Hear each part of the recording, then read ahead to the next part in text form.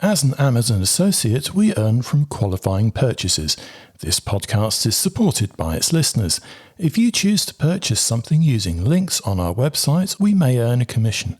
No books were warped, dog-eared, underlined with purple pen, eaten, cursed, cancelled, burned, or otherwise harmed in the making of this podcast.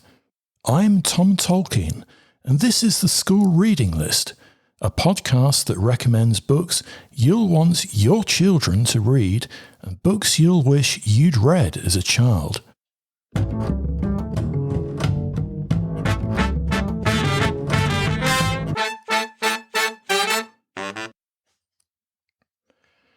To kick off episode 29 of the School Reading List podcast,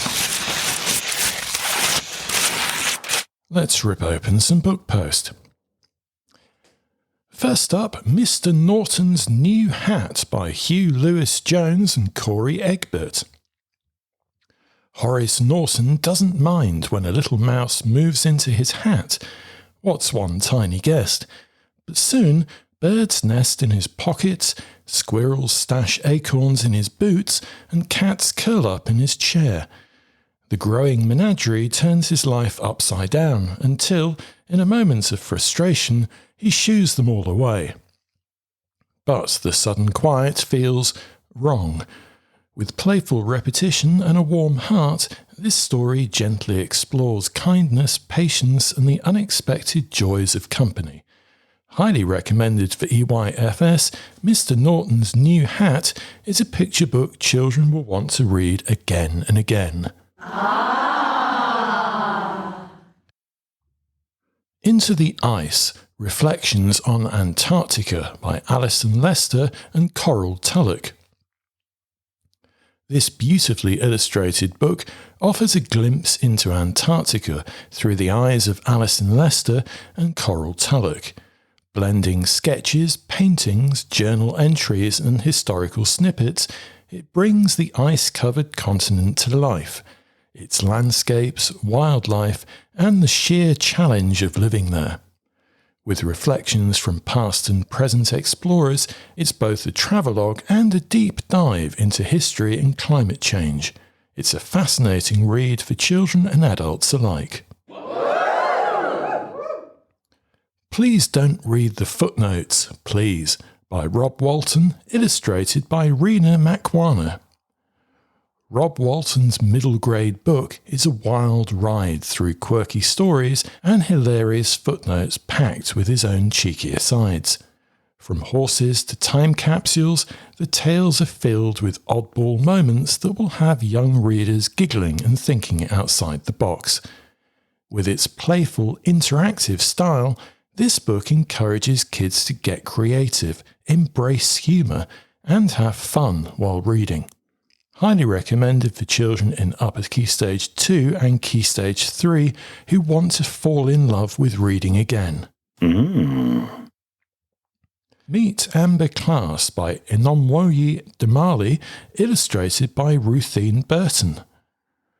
Amber Class is full of big feelings and even bigger lessons.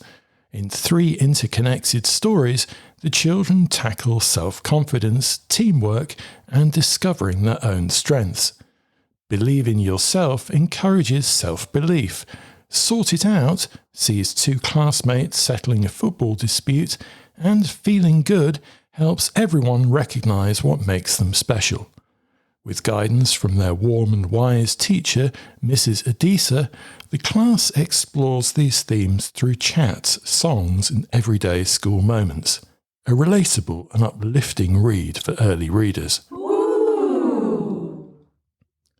And this one's from Faber, Bad Panda for Sale by Swapna Haddow.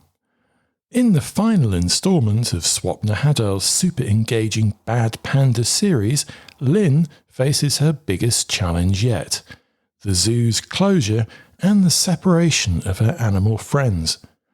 Though thrilled at the thought of reuniting with her brother at the Panda Sanctuary, Lynn's not about to abandon her zoo family. With her usual flair for mischief, she devises a wild plan to save the day. Packed with humour and heart, this adventure for 5+-year-olds emerging readers offers an anarchic fun and fitting farewell. Highly recommended.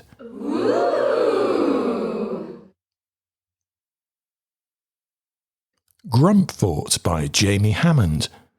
Unlikely monster hunter Mo is on a quest to prove himself to the village. But when he stumbles upon Grumpfort, he discovers a secret monster hideaway threatened by the villainous Grump Snatcher. With monster companions, including a troll and a fire-breathing Snotswoggle, Mo decides to save the fortress. This fun-filled adventure combines Hammond's vibrant illustrations and clever storytelling to offer young readers a tale of courage and friendship. We think Grumpfort will be enormously popular with children in lower key stage 2. Solving Crimes is Not My Superpower by Nathanael Lessore, illustrated by Simran Diamond Singh. In Walsham, superpowers are the norm, except for Sarah, who feels like the odd one out. But when the school football trophy and her best friend's lucky charm vanish, she is determined to crack the case, powers or not. As she follows the clues, she starts to realise that being extraordinary isn't just about super strength or flying. A fun, fast-paced mystery about friendship, perseverance and finding what makes you special, with no capes required. We think Solving Crimes is Not My Superpower will be very popular with children in years 3 and 4. The Magnificent Book of Trees by Tony Russell, illustrated by Val Walerczuk and Simon Treadwell. This beautifully illustrated book introduces 36 trees from around the world, from lush rainforests to arid deserts. Meet fascinating species like the rainbow eucalyptus, monkey puzzle tree and kapok tree, along with the wildlife that calls them home. A full-page map pinpoints their origins, while vivid full-colour artwork brings each tree to life. Packed with intriguing facts, this is a perfect pick for nature lovers keen to explore the world's most remarkable trees and their histories. Highly recommended. And from Chicken House, Rebel Heart by Ali Sherrick. As Cromwell's forces close in, Meriwether Price is forced to flee her besieged home, searching for allies in a war-torn England. But with spies, traitors and enemy soldiers at every turn, knowing who to trust could mean the difference between survival and capture. Set during the English Civil War, Rebel Heart is a gripping adventure about loyalty, bravery and the cost of war. From the author of Black Powder, Rebel Heart is a gripping and immersive historical novel that's ideal for upper key stage 2. Highly recommended. School of Doom by Sarah Harrison. Eddie can eat anything, literally. A wheelie bin? No problem. But when she's sent to the School of Doom, where students are trained to be the worst, she's not so sure she belongs. She doesn't want to be evil, just maybe a little bit mischievous. But when her friends are in trouble, she'll have to decide whether her monstrous talent is a curse or a gift. A wildly fun adventure from Sarah Harrison, winner of the Times Chicken House Children's Fiction Competition 2022. Riotously funny and subversive, 9 to 11-year-olds will love it. Beastlands, Legend of the Crystal Caves by Jess French. In the second book of the Beastlands trilogy, Alethea, Kayla and Rustus face new challenges as they try to stop Professor Penn from raising an army of beasts. Separated on different quests, they search for clues in the Southlands, the Crystal Caves and a distant realm. As the island's environment changes, they must uncover the truth behind an ancient legend. It's a fast-paced page-turner with plenty of surprises, and 9+-year-olds will love it. Fury, Fire and Frost by Robert Muchamore. Robin Hood's battle against corruption rages on in the 9th book of Robert Muchamore's modern retelling. With his father now Sheriff of Nottingham, Robin faces an even bigger threat. Marjorie Kovacevic, the newly elected national president, who's ready to send in the army to seize Sherwood Castle. Meanwhile, his half-brother John, trapped under her rule, starts to question everything. As the stakes rise, war feels inevitable. It's a big, bold, high-octane hit for Key Stage 3 readers. Ooh. Missing Link by Anthony Kessel. In the third Don't Doubt the Rainbow book, Edie Marble heads to Canada to see her grandfather, only to stumble upon a decades-old family mystery. Strange messages from an unknown number send her on a trail from Toronto to Washington, the Outer Banks and Dartmoor. As she pieces things together, she must trust her instincts and sharpen her detective skills. A gripping mystery adventure that explores perception, resilience and the power of thinking for yourself. It's perfect for 11-plus-year-olds. Normal Women Making History for 900 Years by Philippa Gregory. This book dives into the lives of English women over 9 centuries, the ones history usually forgets. From farmers and pirates to soldiers and writers, it explores their work, protests, and fight to survive. Adapted for younger readers, it tackles myths about the past and sheds light on the long battle for women's rights. Backed by solid research but told in an engaging, accessible way, it's a fresh look at the women who helped shape history. Highly recommended for Key Stage 3 and Key Stage 4.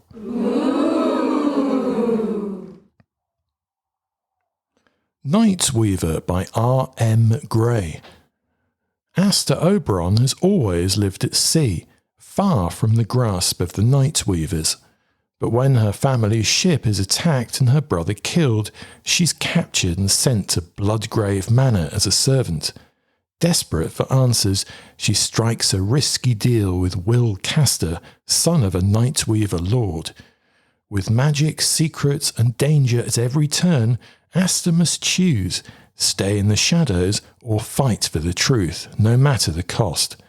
Night Weaver is a compelling and surprising pirate romantasy that will appeal to Key Stage 4 students.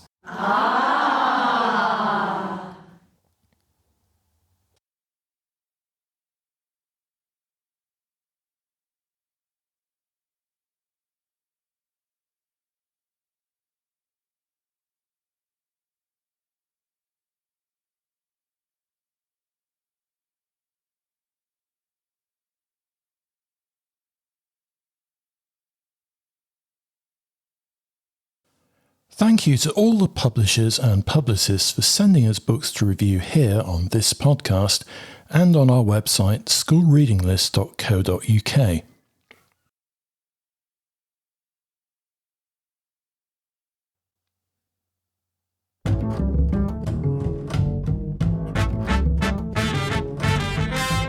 Here's our rundown of great new children's books hitting the shelves this April.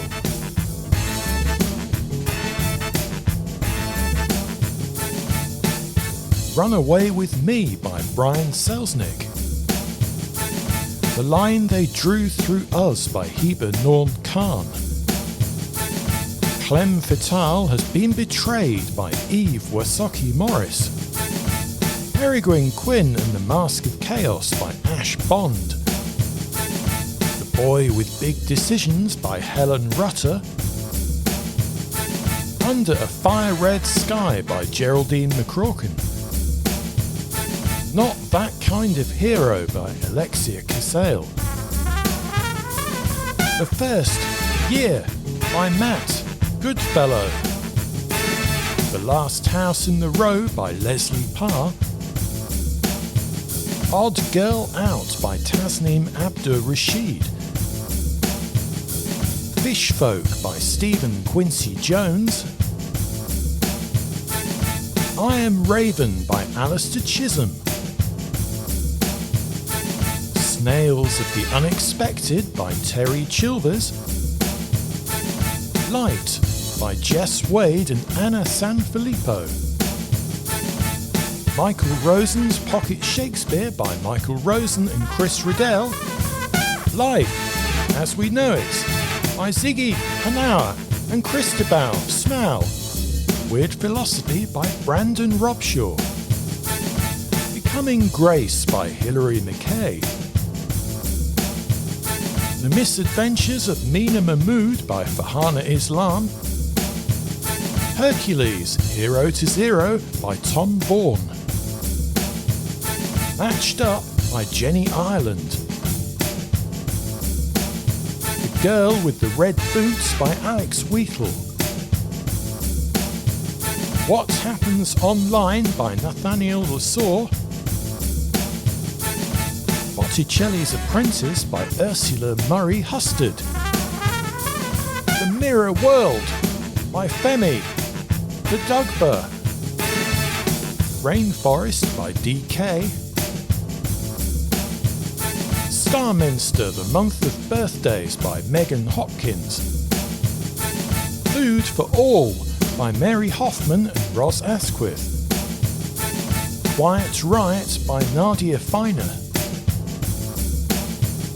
Our Tree by Jessica Meserve.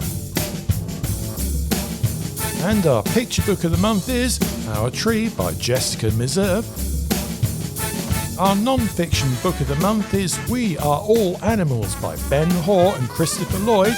And our fiction book of the month is Under a Fire Red Sky by Geraldine McCracken.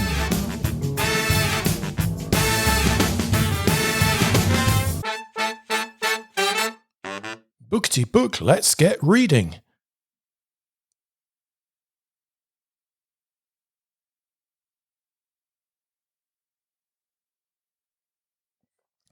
If you're a teacher, librarian or avid bookworm who loves children's or YA books and you'd like to review brand new titles for the school reading list, get in touch by email. We'd love to hear from you.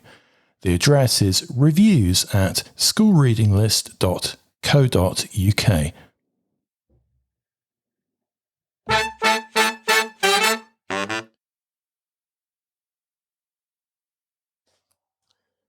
And our featured reading list this month is our Books for Reception reading list for 4 to 5-year-olds, and here are some of the newer titles.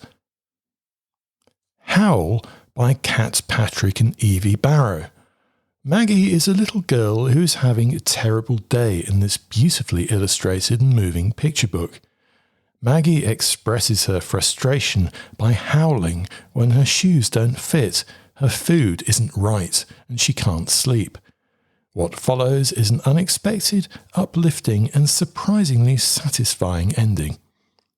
This is an excellent book for reading to and discussing with reception children. The Concrete Garden by Bob Graham. Amanda and her friends emerge from their apartment block after a long winter, ready to turn the grey concrete into a canvas of vibrant drawings. As they get creative with chalk, the story celebrates community, hope, and the power of art. Set in a post-pandemic city, it's a joyful reminder of outdoor play and the strength of friendship. Graham's mixed media illustrations bring the narrative to life, perfectly capturing resilience and togetherness in tough times. Highly recommended. The Perfect Sofa by Fifi Kuo. When Panda and Penguin decide the old sofa needs to go, they spend ages and ages looking, but can't choose a new one. After an epic search, they finally find the perfect one for them. This is a great story to explore concepts of compromise and agreement with smaller children. Orion and the Dark by Emma Yarlett. Orion is frightened of many things, most of all the dark. But when he meets Dark, the person, Dark helps him discover the wonders and fun that can be found in a world without light. The book features cut-out pages, and the imaginative illustrations and storytelling offer a reassuring and inspirational take on overcoming fear and embracing the unknown.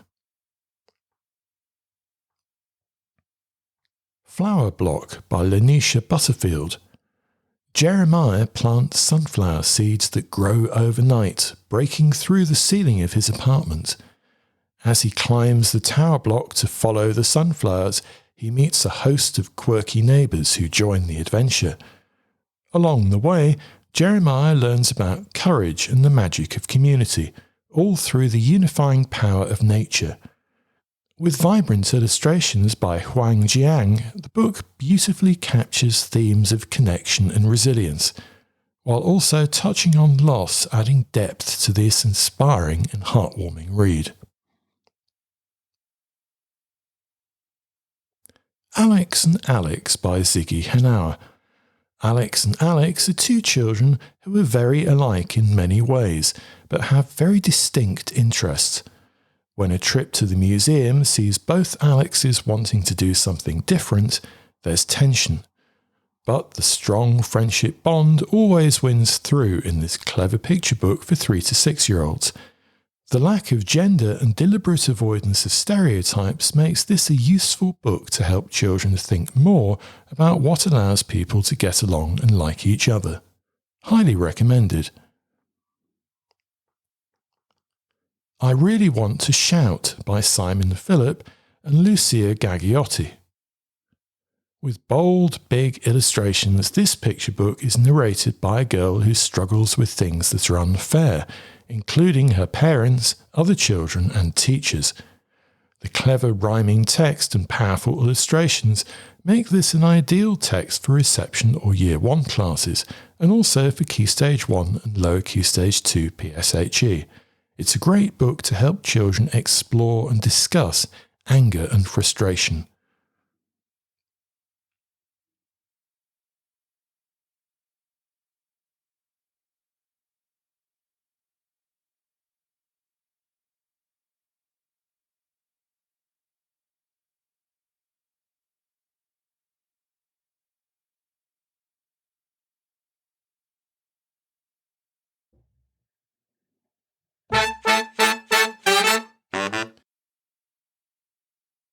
Here's a selection of exciting new book tasters sent to us by new and self-published children's authors this month.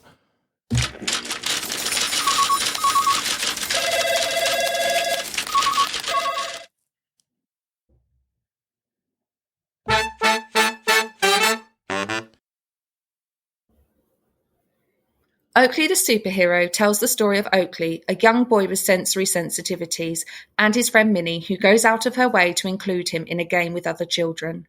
The book is designed to help children understand and embrace differences among peers. The book skillfully weaves a tale of friendship and compassion, encouraging children to be considerate of others' feelings and needs. In Oakley the Superhero, the characters navigate their differences with grace and empathy. Minnie's thoughtful planning allows Oakley to participate fully and comfortably in the group's activities by including fun facts about lizards as part of their game. The book also incorporates educational content in an engaging way. Oakley the Superhero is available now on Amazon. It is aimed at 3 to 8-year-olds and is written by Roxanne Constantine.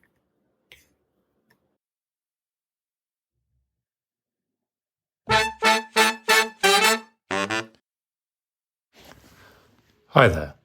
I want to tell you about a series of picture storybooks I have written aimed at 3 to 7-year-old children. The books are essentially stories about our natural world and its history. Each book focuses on a different place, region, or season. For example, The Adventure by the River and The Adventure at Sutton Hoo. The stories are told through two main characters, a young girl called Tilly and her pet dog, Harry. My aim is to help children develop a love for the outdoors, for nature, and for the natural world around them. I have 2 young children myself, and I've found the best experiences and memories that we have is when we spend time outdoors, being part of nature together. I hope these books can bring some of that fun to story time and get children enthusiastic and curious about the natural world. The books are called The Tilly and Harry Adventures by Ashton Moon, and you can find them on Amazon.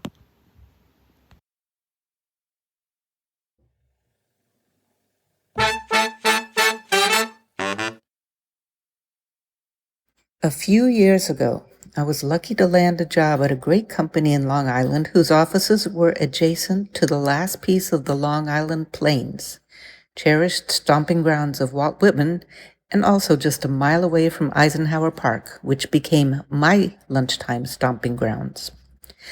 That May in 2017, I went to the park and walked around the pond, and in the shadow of a floating flag platform, I noticed a tiny baby duckling.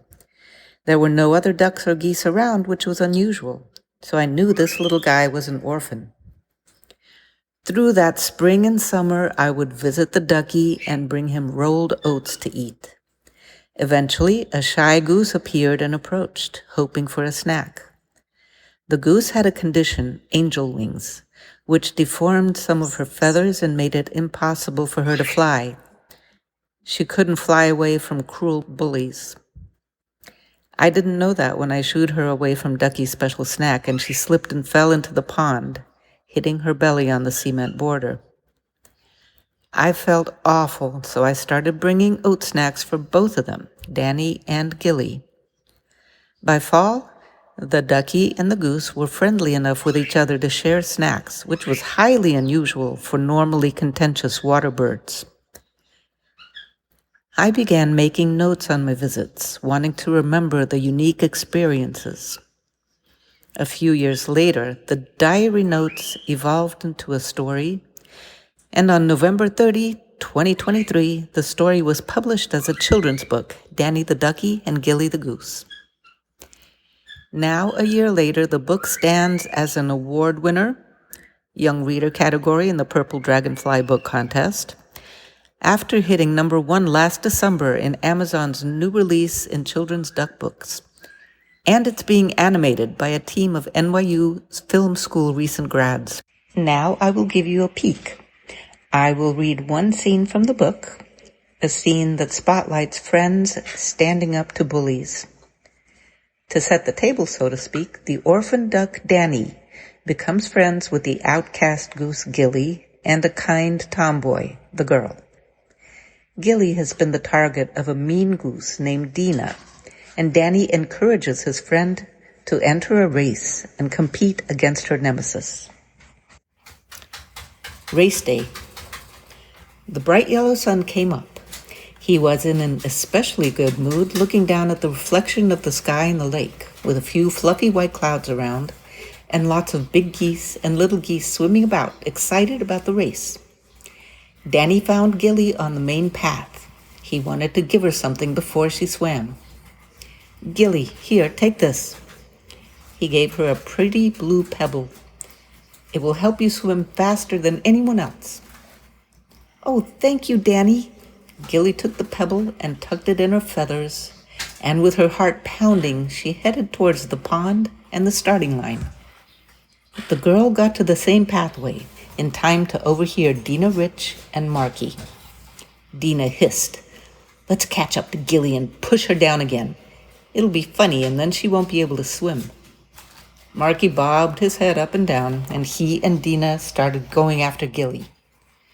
The girl raced down the path and jumped in front of them, arms akimbo and eyes ablaze. The two geese stopped, surprised. In a fierce, angry voice, she exploded, "Don't you dare hurt Gilly. She's the sweetest bird I know. I heard you back there. You two should be ashamed of yourselves. Marky, I know you were friends with Gilly once. How could you think of doing something so mean?" Dina didn't care. She was a selfish goose. But Marky felt a little bad, and he looked at his feet.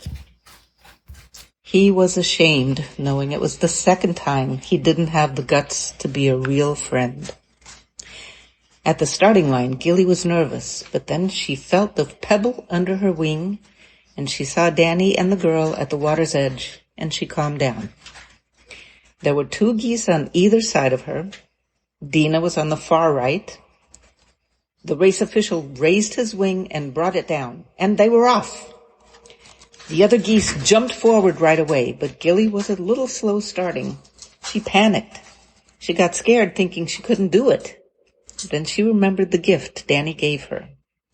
She put her head down and started churning the water with her big feet, and soon she pulled into the lead. Once Gilly got going, the other geese didn't have a chance. Gilly crossed the finish line way ahead of the others. Dina didn't even bother to finish the race. She sulked off, ready to tell more bad stories about Gilly to anyone who would listen. Gilly was the champion of the pond. When she climbed out of the water, a whole bunch of geese rushed forward to congratulate her, but she pushed past them. She wanted to find her true friends, Danny the ducky and the girl, who believed in her from the beginning and who never cared how crazy her feathers looked. They saw her and ran over to hug her. "Danny, you were right. The pebble made me swim the fastest of them all." She reached for where she had tucked the pebble in her feathers, and it wasn't there. It had fallen out when she started the race. She looked at Danny, surprised. He smiled. "Gilly, you never needed the pebble. You are fast and strong enough without it. You are a true winner."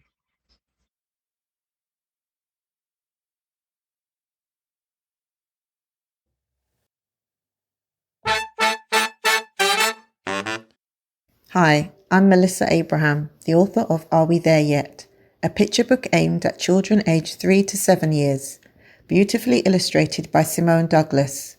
Join Sarita as she embarks on an enchanting journey, crafting fantastical answers to her endless questions. My story features a playful conversation between a patient mum and her curious young daughter. The book is available from Amazon and Waterstones Online.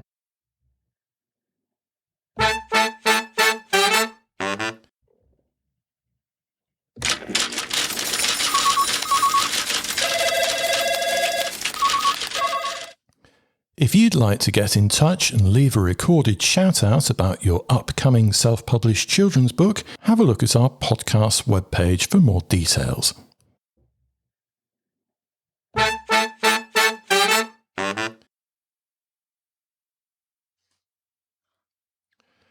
Do children and teens read more than we think?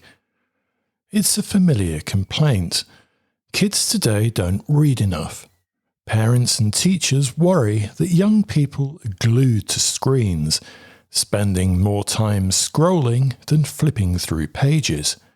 But maybe the real question isn't whether they're reading, but what counts as reading in the first place. Some argue that social media, gaming, and other online content are distractions that pull kids away from books. But let's be honest, these platforms involve a lot of reading.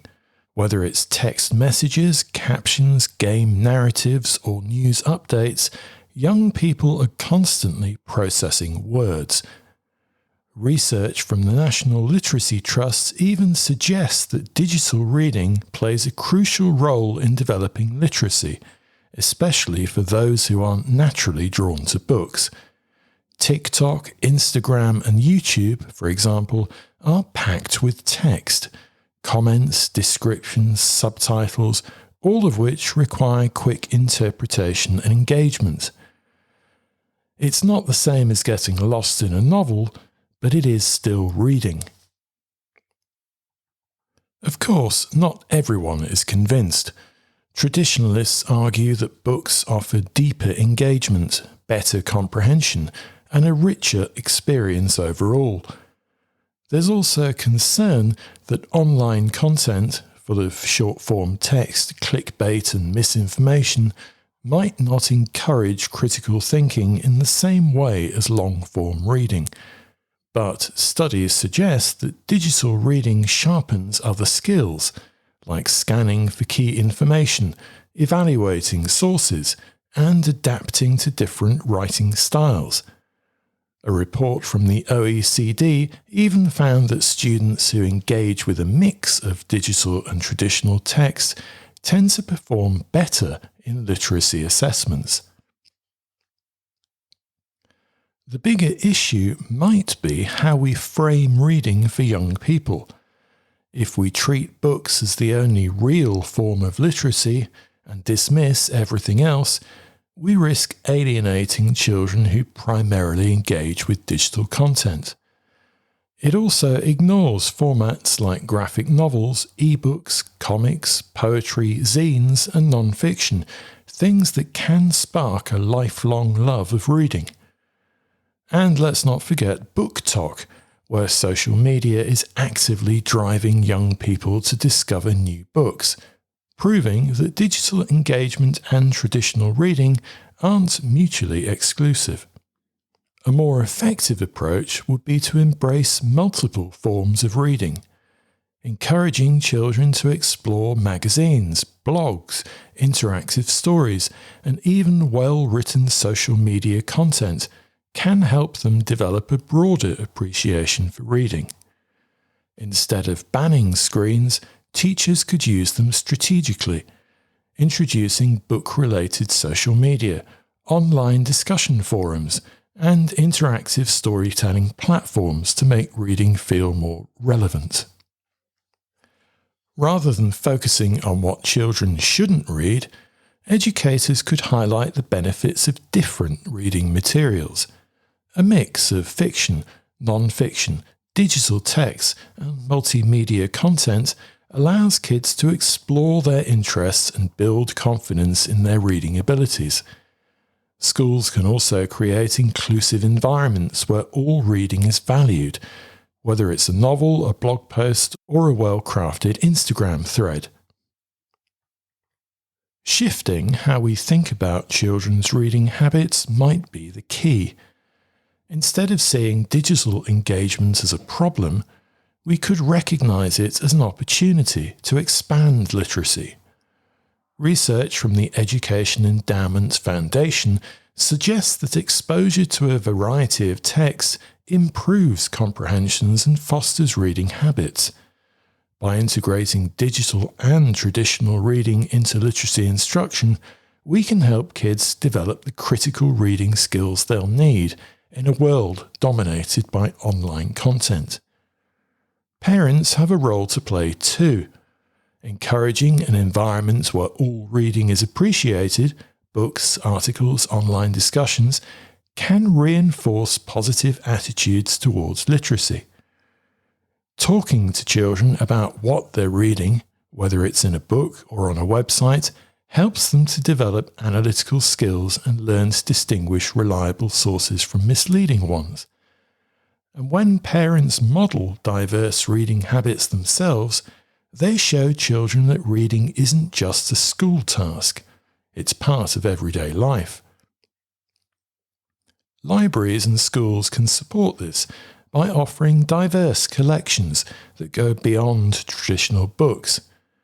Ebooks, audiobooks, interactive stories, and digital literacy workshops can help young readers engage with texts in different ways.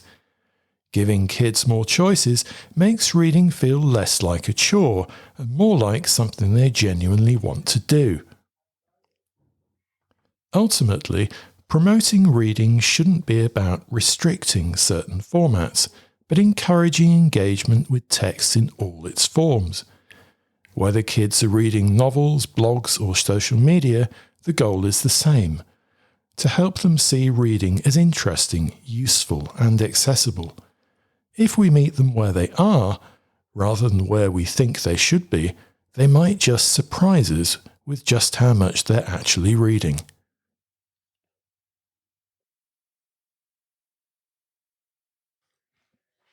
If you'd like to get in touch, use the hashtag SRLpodcast on Twitter or drop us a line using the contact form or messaging button on our website schoolreadinglist.co.uk.